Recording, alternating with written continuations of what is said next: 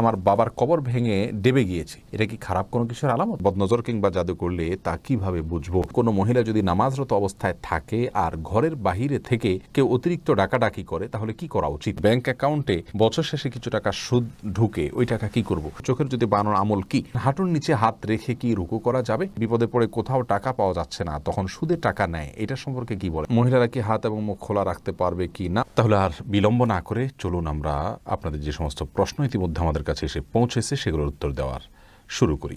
আব্দুল্লাহ আল মামুন রাজু জানতে চেয়েছেন, চোখের যদি বানানোর আমল কি?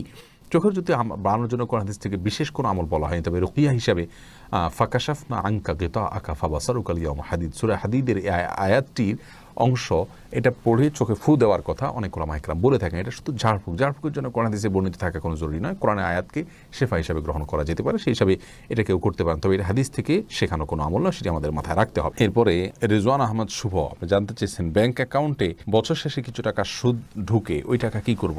ওই টাকা যদি বন্ধ করার কোনো অপশন থাকে তাহলে বন্ধ করে ফেলবেন, আর যদি বন্ধ করার কোনো অপশন না থাকে, অটোমেটিকলি আসতে থাকে প্রতি বছর শেষে, তাহলে সেটা গরিব দুঃখীদেরকে হিসেব করে দান করে দিয়ে দিবেন এবং কোনো সওয়াবের আশা করবেন না। বানিউল আলম আপনি জানতে চেয়েছেন, হাঁটুর নিচে হাত রেখে কি রুকু করা যাবে? না, হাঁটুর নিচে হাত রেখে রুকু করা যাবে না। হাঁটুর যে গিরা আছে সেটাকে শক্ত করে ধরে, এভাবে আঙ্গুলগুলো ফাঁকা থাকবে, সেটাকে ধরে গিরার মধ্যে হাত দিয়ে দেন আপনাকে রুকু করতে হবে। শফিকুল ইসলাম জানতে চেয়েছেন, কোনো মহিলা যদি নামাজরত অবস্থায় থাকে আর ঘরের বাহিরে থেকে কেউ অতিরিক্ত ডাকাডাকি করে, তাহলে কি করা উচিত? যতই ডাকাডাকি করুক না কেন, নামাজটাকে চালিয়ে যেতে হবে। যদি ফরজ নামাজ হয়, আর সুন্নত নামাজ হলে যদি ডাকটা শুনে তিনি বুঝতে পারেন যে তার মা বাবা কোনো বিপদে পড়ে ডাকছেন বা জরুরি কোনো কাজে ডাকছেন, মা বাবা যদি ডাকেন, তাহলে সেক্ষেত্রে ছেড়ে চলে যেতে পারেন সুন্নত নামাজ হলে। ফরজ নামাজ হলে কারোর ডাকে, সাধারণ ডাকে যাবেন, নামাজ শেষ করে যাবেন। প্রয়োজন নামাজটাকে একটু তাড়াতাড়ি শেষ করতে পারেন যদি মনে হয় ডাকটা খুব বেশি প্রয়োজনীয় কোনো ডাক। আর যদি কোনো ব্যক্তির মৃত্যুর মুখে পতিত হয়েছেন, এরকম কিছু আঁচ করতে পারেন তিনি, তাহলে সেক্ষেত্রে ফরজ হলেও নামাজ ছেড়ে দিয়ে তার জীবনকে রক্ষা করার জন্য তিনি অগ্রসর হয়ে যাবেন, এটা তার কর্তব্যের অংশ। তানজিদ আহমেদ জানতে চেয়েছেন, বিপদে পড়ে কোথাও টাকা পাওয়া যাচ্ছে না, তখন সুদের টাকা নেয়, এটা সম্পর্কে কি বলেন? দেখুন, অনেক ভাই বোন এই কাজটি আজকাল করছেন।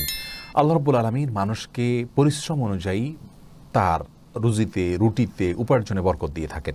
আমরা পরিশ্রম করব, আল্লাহ রাব্বুল আলামিন কোরআনে বলেছেন, ফাইদা কুদিয়াতিস সালাহ ফান্তাশিরু ফিল আরদ, যখন সালাত শেষ হয়ে যাবে তোমরা জমিনে ছড়িয়ে পড়ো। আমরা জমিনে ছড়িয়ে পড়ব, উপার্জনের জন্য চেষ্টা করব, ছুটে করব, এটা আমাদের কর্তব্যের অংশ।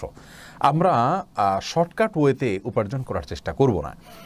আপনি ছোট্ট পুঁজি নিয়ে, সামান্য পুঁজি নিয়ে রাস্তার পাশে বসে যান, শুরু করেন এবং অধ্যবসায় করেন, শেখার চেষ্টা করেন, মেধা খাটান এবং শারীরিক পরিশ্রম, কায়িক পরিশ্রম আপনি করেন। এর মাধ্যমে ইনশাআল্লাহ আল্লাহ তাআলা আপনাকে বরকত দিবেন, আস্তে আস্তে আপনি সামনে বাড়তে যাবেন। সুদের উপরে লোন নিয়ে তারপরে ব্যবসা করা কোনো অবস্থাতেই মুসলমানের জন্য জায়েজ নাই। প্রয়োজনে তিনি অল্প খাবেন, ছোট ব্যবসা করবেন। আল্লাহ তাআলা আমাদেরকে হারামকে না করার মতো ঈমানের শক্তি অর্জন করার তৌফিক দান করুন। মোহাম্মদ তাকিব জানতে চেয়েছেন, বদনজর কিংবা জাদু করলে তা কিভাবে বুঝবো? এটা একটু জটিল আসলে। বেশিরভাগ ক্ষেত্রে আপনার রকিয়া যারা করেন, তারা এরকম রোগীকে কিছু তিলাওয়াত শুরু করলে তাদের মধ্যে অস্থিরতা শুরু হয়, বিশেষ কিছু আলামত তারা দেখতে পান, তার মাধ্যমে বোঝা যায়। এছাড়া অনেকগুলো পদ্ধতি আছে বোঝার জন্য, যেগুলো আসলে সঠিক নয়। সেগুলোতে কুফরি কালামের আশ্রয় নেওয়া হয়, জিনদের আশ্রয় নেওয়া হয়, অনেকভাবে করা হয় যেগুলো সঠিক নয়।